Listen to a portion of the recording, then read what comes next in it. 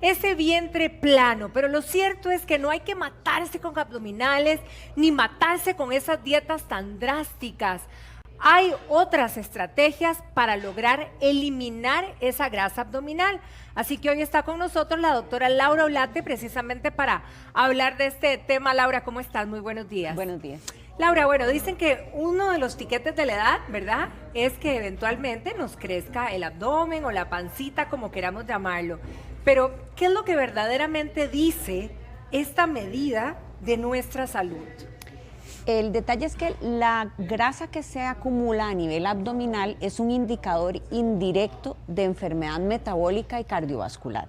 Entonces, entre mayor sea nuestra circunferencia abdominal, mayor es la probabilidad de que vayamos a sufrir de enfermedades como diabetes, hipertensión, hígado graso, enfermedades cardíacas, hipertensión y otras muchas. Ahora, ¿por qué se acumula en el abdomen? Porque, bueno, a ver, también se nos acumula a nosotras en muchos otros lados, pero ¿por qué se acumula en esta zona? La distribución de la grasa corporal está determinada por muchos factores realmente. Hay factores genéticos específicamente que determinan esa distribución de grasa en nuestro cuerpo, pero también hay factores hormonales que van a impactar esa distribución. En el caso de las mujeres, cuando estamos en edad reproductiva, los estrógenos, la progesterona y otras hormonas que vamos a producir hacen que el acúmulo de grasa sea más como en forma de pera, ¿verdad? Entonces se acumula más en la zona del busto o en la zona de las caderas y tiende a acumularse menos en el área abdominal. Al envejecer y perder esa protección que nos dan los estrógenos, empezamos a convertirnos como en una manzanita y la distribución de la grasa se empieza a producir más que todo a nivel abdominal. En el caso de los hombres, por su genética y por sus hormonas específicamente, desde edades muy tempranas, tienden a hacer una acumulación más de grasa a nivel abdominal. Entonces existen muchos factores que no son tan fáciles de controlar a la hora de la distribución Ahora, corporal. una determinada edad, digamos, debería agarrar un centímetro y medirse la cintura para ver cómo vamos con respecto a nuestra salud, digamos, con esta medición. Idealmente nosotros deberíamos hacer una medición siempre, no hay una edad específica para yo empezar a preocuparme por esa grasa abdominal. Desde jovencitas, en realidad. Desde muy jóvenes deberíamos empezar a preocuparnos por esa acumulación de grasa abdominal, porque además de eso, entre más temprano nosotros logremos intervenir para revertir ese acúmulo de grasa visceral y de grasa abdominal, pues más difícil es que vayamos a evolucionar hacia estas enfermedades. Ahora, ¿cuál es la medida, digamos, promedio que indique que estamos saludables o que más bien ya nos pasamos de este límite? En el caso de las mujeres, debería ser máximo 80-82 centímetros. 82 de cintura, ojo, para tomar nota. Ajá. En el caso de los hombres, alrededor de 90-92 debería ser el máximo permitido.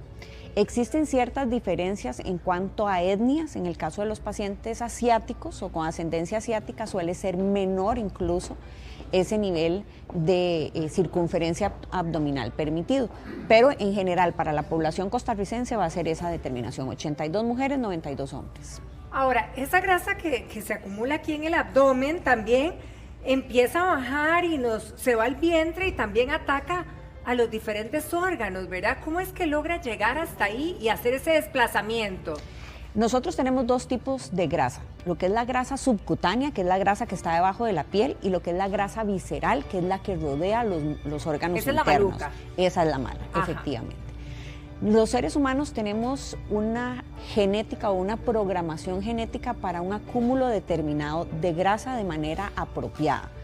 Entonces, cuando ese almacenaje se desborda, el cuerpo empieza a hacer depósitos de grasa ectópica, que se llama, que es en donde no debería existir. Entonces esa grasa se acumula en el corazón, en el páncreas, en el hígado, en los riñones y empieza a producir inflamación, y esa inflamación es la que eventualmente va a llevar a enfermedad. Pero no es una inflamación que el paciente pueda percibir, porque se llama una inflamación de bajo grado.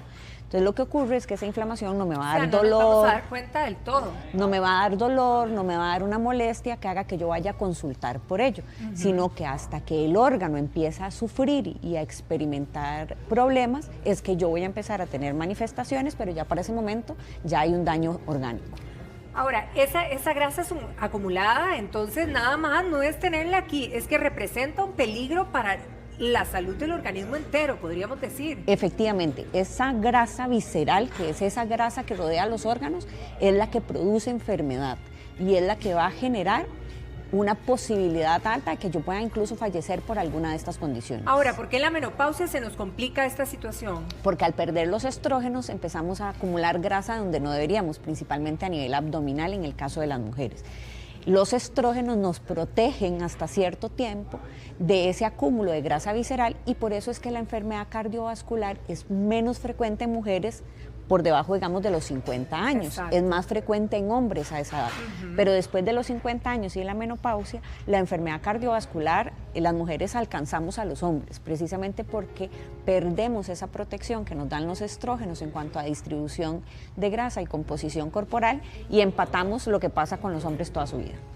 Bien, estamos en Facebook Live, quiero recordarles, así que estamos en contacto directo con ustedes para que puedan hacerle las consultas pertinentes a la doctora y se las conteste en vivo de una.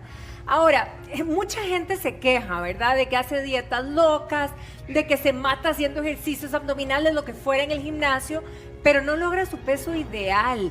¿Qué es lo que podemos hacer? ¿Por qué pasa esto? Uno de los conceptos o de las cosas más importantes es que tenemos que empezar a alejarnos de esa idea de peso ideal. Sí. Porque el peso ideal que se llama es simplemente una relación de mi estatura con mi peso. Correcto. Y yo puedo tener dos personas que pesan exactamente lo mismo, pero cuya composición corporal sea muy distinta. O sea, que nos vemos diferentes. Exacto. Entonces yo puedo tener dos personas que pesan, por decir algo, 90 kilos. Pero esta persona tiene 90 kilos y su porcentaje de grasa corporal es de un 20% y lo que tiene es masa magra y masa muscular.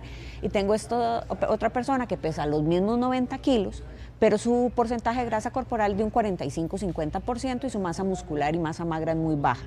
Entonces, al final, el peso que uno ve en la báscula es solo eso, un número. Entonces, lo ideal es alcanzar el peso que me mantenga saludable. Y entonces es lo primero que uno tiene que hacer, cambiar composición corporal. A veces uno ve que la báscula no se mueve tanto, pero cuando te hacen composición corporal ves que perdiste 4 kilos de grasa y ganaste 4 kilos de músculo. Y doctora, eso es mucho mejor que el ver el número en la báscula. Véngase para acá porque aquí podemos ver una ilustración perfecta, ¿verdad? Para que nos ubiquemos cuando nos referimos a esa grasa visceral, a esa grasa abdominal. Ok, ahora usted nos decía, exacto, que nos puede cambiar la figura precisamente porque cambia, pero ¿cómo hacemos para cambiar eso? Ok, no es fácil, realmente la grasa visceral, que es la que estar metida aquí dentro de los órganos, es una grasa sumamente compleja de eliminar. La que es lo que es grasa subcutánea suele ser muchísimo más fácil. Esa es la subcutánea, esa la es la subcutánea, digamos. La subcutánea es la que está debajo de la piel, efectivamente. Esta que está dentro de los órganos es lo que es la grasa visceral, es la que está rodeando los órganos. Esa es la que nos puede hacer daño. Esa es la que nos puede hacer daño. No es tan fácil de eliminar realmente. Parte de lo que tenemos que considerar son cambios a nivel de la alimentación. Eso no significa, como dijiste, hacer dietas locas, dietas extremas, que impliquen que yo no pueda comer un montón de cosas, sino simplemente hacer una dieta balanceada, una dieta que sea equilibrada, que le permita obtener a los pacientes los nutrientes y sí ir eliminando todos aquellos que son productos procesados. Entre más procesado sea un alimento, mayor va a ser el contenido de azúcar, el contenido de grasas que tiene, y entonces mayor va a ser la probabilidad de que esa grasa se acumule.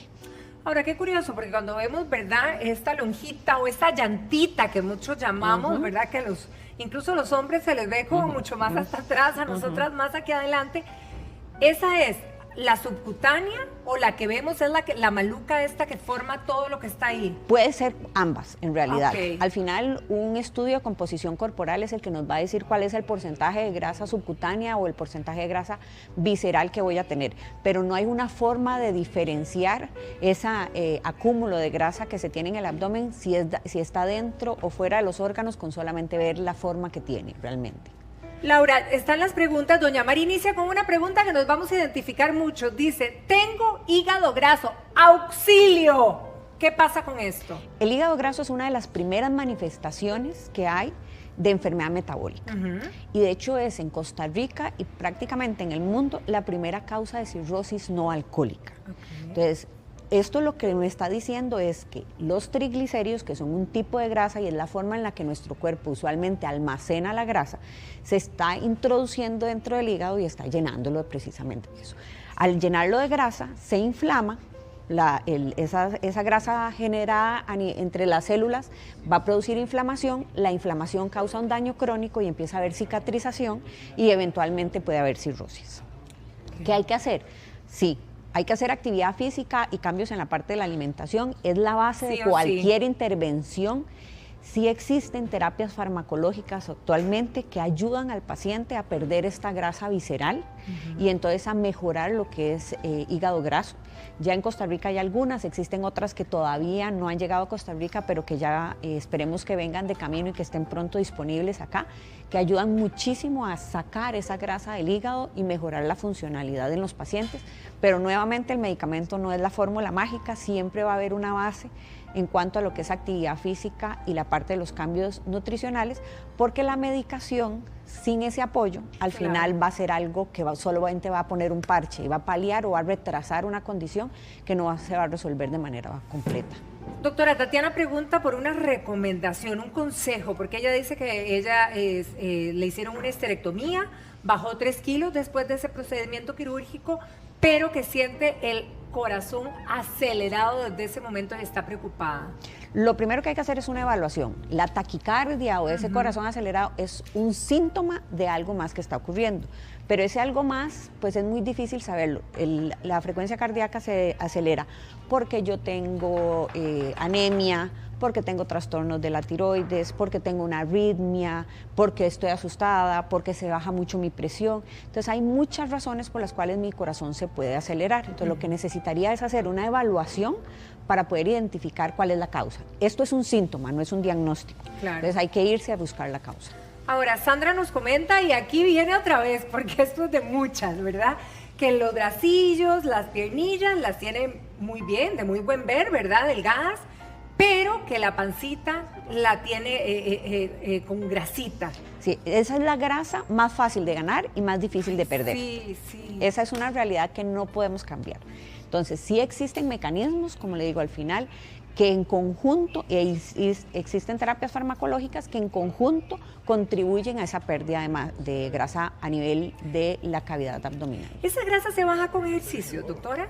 Sí, pero es difícil, ¿verdad? realmente. Porque hay muchas mujeres que se quejan de que se matan haciendo ejercicio para bajar esta grasa aquí abajo y que, o sea, es que les cuesta la vida. Es muy complicado bajar esa grasa y la actividad física va a contribuir, por supuesto, a lo que es grasa visceral, pero tal vez lo que más va a contribuir es a grasa subcutánea. La grasa visceral es sumamente compleja para eliminar y sí tienen que hacerse cambios muy profundos en cuanto a la parte de los seguimientos, de los tratamientos y de los estilos de vida de los pacientes. Y aquí está el otro lado de las pacientes, porque algunas dicen que se matan de ejercicios, otras dicen que se matan de hambre, pero la cosa sigue exactamente igual. Porque al final, ni matándose de hambre, ni matándose de ejercicio. Es que ahí volvemos a lo mismo. Es un equilibrio entre esas condiciones, buscando también cuál es la causa de fondo que está generando este problema. ¿Hay alguna estrategia para el metabolismo, para poder quemar más, o ya a determinada edad la cosa está fuchis? En realidad, estas historias de voy a acelerar el metabolismo no es algo real, no es algo que podamos generar. Lo que sí más bien ocurre es lo contrario. Nuestra tasa metabólica basal sí puede bajar y se puede adaptar si nosotros no hacemos cambios apropiados.